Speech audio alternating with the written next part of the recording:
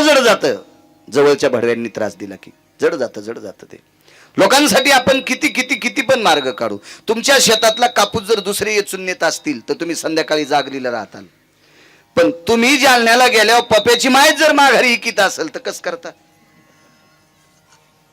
मग कोणाला सांभाळायला ठेवता?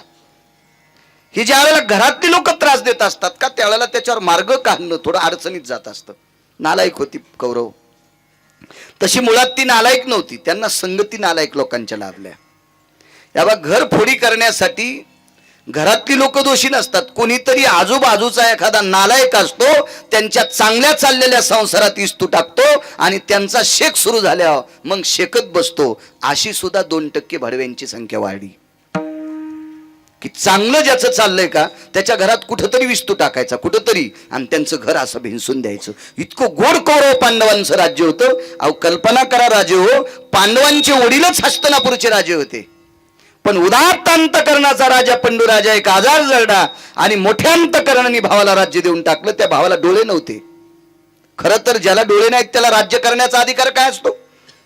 कारण न्याय व्यवस्थेमध्ये न्याय सांगत असताना कधी कधी दृष्टिक्षेप भयव्याप्ती हा सर्वांद्रिय असतं तेव्हाच काही गोष्टी ऐकून म्हणायच्या असतात आणि काही गोष्टी पाहिल्याशिवाय मानायच्या नसतात. मग याच्यातली एक गोष्ट ज्या राजाची मातीत जाते त्याला हस्तिनापूरचं राज्य करण्याचा अधिकार नाही, तरी पण भावाने उदात्त अंतकरणाचा राजा हस्तिनापूरचा त्याला केलं.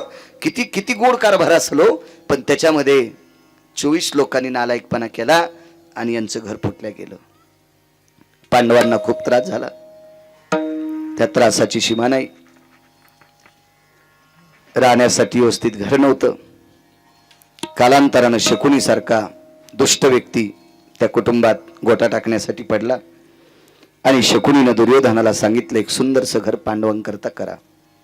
दुर्योधनाला असं वाटलं जो मामा पांडवांचा विरोध करतो तो घर बांधायला लावतो, पण दुर्योधनाच्या लक्षातच नाही घर कोणतं बांधायला लावतोय. वास्तूची पूजा आहे ना आज, याच्यावर सांगतोय. दुर्योधनाने विचारलं मामाश्री मिस्त्री कोण लावायचे? मिस्त्री मी लावणार. आणि शकुनी नावाच्या पापी व्यक्तीनं मिस्त्री सुचवला. त्या मिस्त्रीचं नाव होतं पुरोचन. कधी कधी वाची जा मोबाईलवर. भविष्यात या इंटरनेट जगात जगायचं असेल तर महाभारताचे पुरावे पाठ करणं अत्यंत गरजेचं आहे. पावला पावलाला रावणांची संख्या वाढली, म्हणून निमूटपणे मार्ग काढायचा असेल तर महाभारतातले मुद्दे लक्षात ठेवत जा. क्षणाक्षणाला शत्रू येत.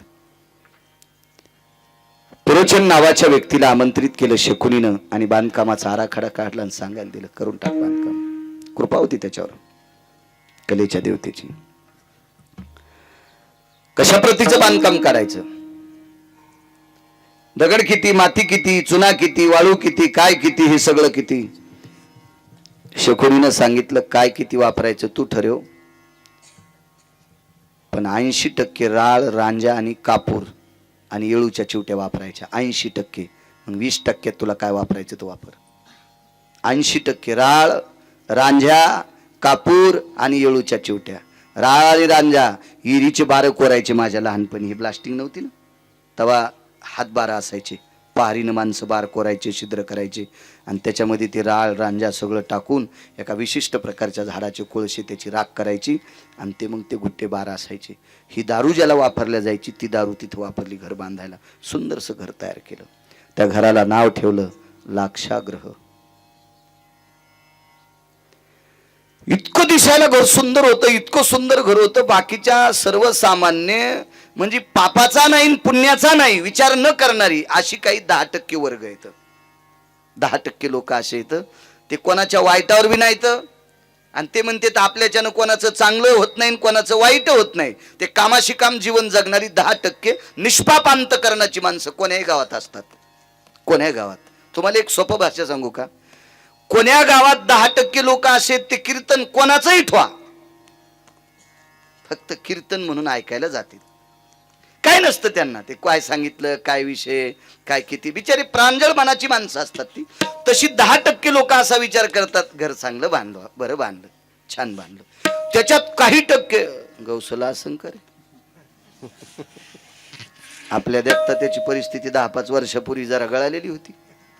एकदा एका कामाला चल म्हणलं, त्या जो टिकटाला पैसे नव्हते आणि इतके पैसे खर्चिलेच कसं काय असतील.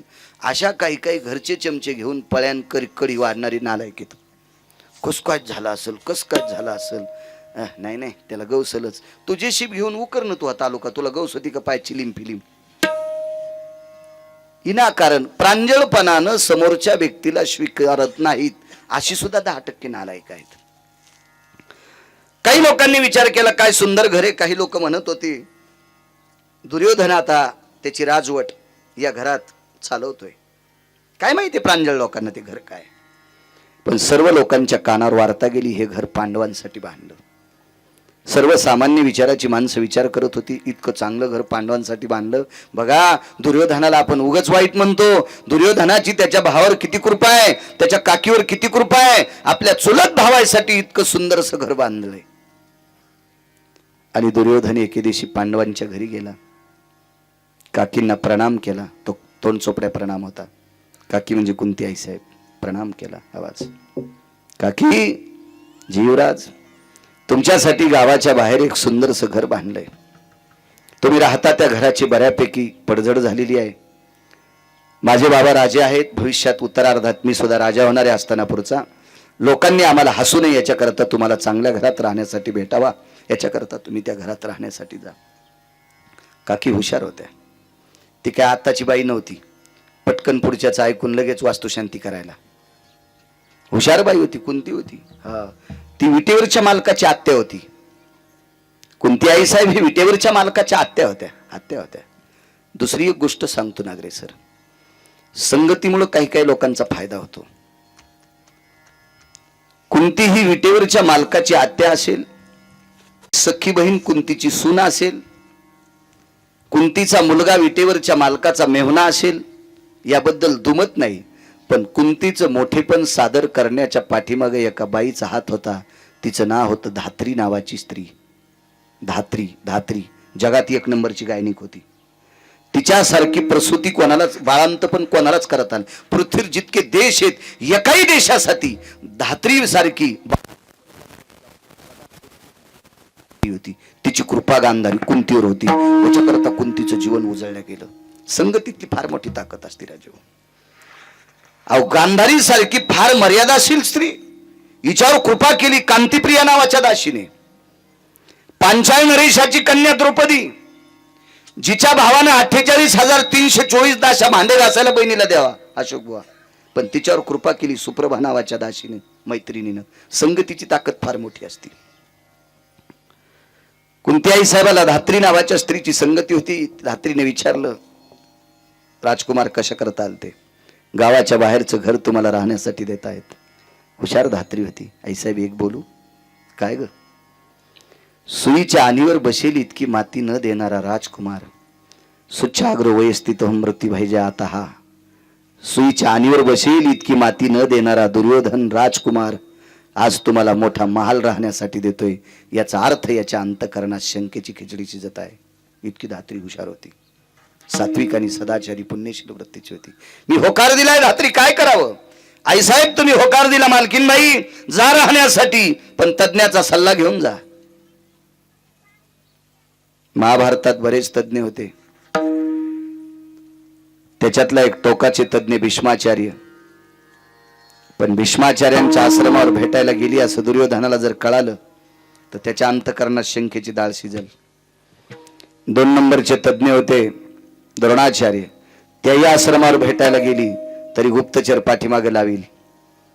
त्याच्यामध्ये एक विवेकाचं टोक, ज्योतिषशास्त्राचा परिपूर्ण अभ्यास, नीतिशास्त्राचा परिपूर्ण अभ्यास, अर्थशास्त्राचा परिपूर्ण अभ्यास, विश्वाचा पूर्ण पूर्ण पूर्ण परिभाषेतला अभ्यास आणि राजकीय क्षेत्रातला 1 नंबरचा डॉन, राजकारणातला 1 नंबरचा डॉन.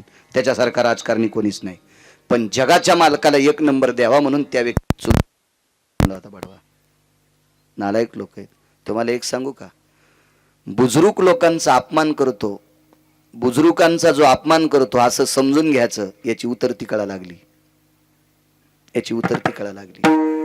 राजू ज्येष्ठांचा जो सन्मान करतो का असं समजायचं, याची चढती कळा लागली.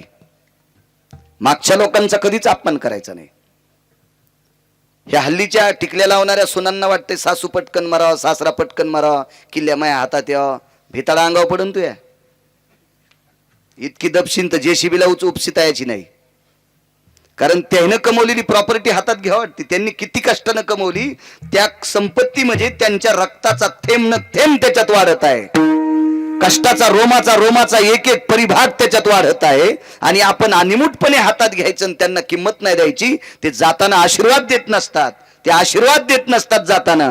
आणि जे पूर्वज आशीर्वाद देत नसतात ते संपत्ती ठेवतात, पण आशीर्वाद नाही ठेवला की संपत्तीचा ऱ्हास होत असतो.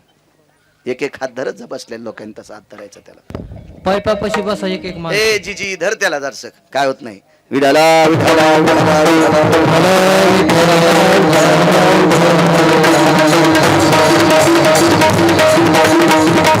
पूर्वजांचा आशीर्वाद लागतो. परमार्थात मोठं व्हायचं असेल नागरे सर, पूर्वजांचा आशीर्वाद लागतो.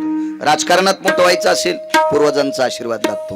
व्यापारात मोठं व्हायचं असेल, पूर्वजांचा आशीर्वाद लागतो. वैद्यकीय क्षेत्रात मोठं व्हायचं, पूर्वजांचा आशीर्वाद लागतो. आध्यात्मिक क्षेत्र असेल, कुठलंही क्षेत्र असू द्या, त्याला पूर्वजांचा आशीर्वाद लागतो. त्यांच्या आशीर्वादाशिवाय मोठं होत नाही. तुम्हाला एक सांगू का, ज्यांच्या पाठीमागं आशीर्वाद असेल त्याला जन्म बैलाचा जरी भेटला तर देवाला सोडायला कठाळ्या होतोय. पूर्वजाचा आशीर्वाद असला ना, पापामुळे त्याला बैलाचा जरी जन्म भेटला तर देवाला सोडायला कटाळे होतो. आकड्याचीच कंस खातो. आणि पूर्वजाचा ज्याला आशीर्वाद नाही ते शापानं बैलच होतो, पण ऊसाच्या गाडीचा होतो. इतका मोठा फरक असतोय. अहो नशीब घेऊन आलं पाहिजे. मागच्यांचा आशीर्वाद असू द्या.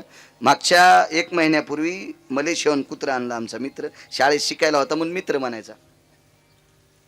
शाळेत आम्ही सोबत शिकायला होतो म्हणून मित्र म्हणायचं. ते मलेशियाला गेलं फिरायला, पैशाचा कर झालता. बापान जरा शिल्लक कमवून ठुलतं. पंढरपूरला नाही गेलं, इकडे मलेशियात गेलं बोंबलत.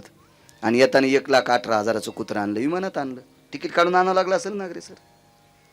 मग कुत्रे किती नशिबाने आहेत, विमानात बसायलेत. एक माणूस म्हणला विमानात बसला, सुंबळे आहेस का काय तू, माणूसच ना तो, इमान विकत घ्यावा इतकं मोठं पाहिजे तू. कुत्रं विमानात बसायला आणि त्याचं तिकीट माणूस काढायला, आणि तू विमानात बसलो 3-3 बाऱ्या चोंभाळून सांगायला म्हणलं येडपटेस का काय तू. बुद्धिजीवी माणसं विमानात माणसांनी निर्माण केलेत. प्रत्येक माणसाला एक एक भिरभिऱ्यासारखा असावं, काय नवलाची गोष्ट आहे त्याच्यात. कुत्रे बसले, प्रारब्ध सांगायला मागचांचा आशीर्वाद असतो.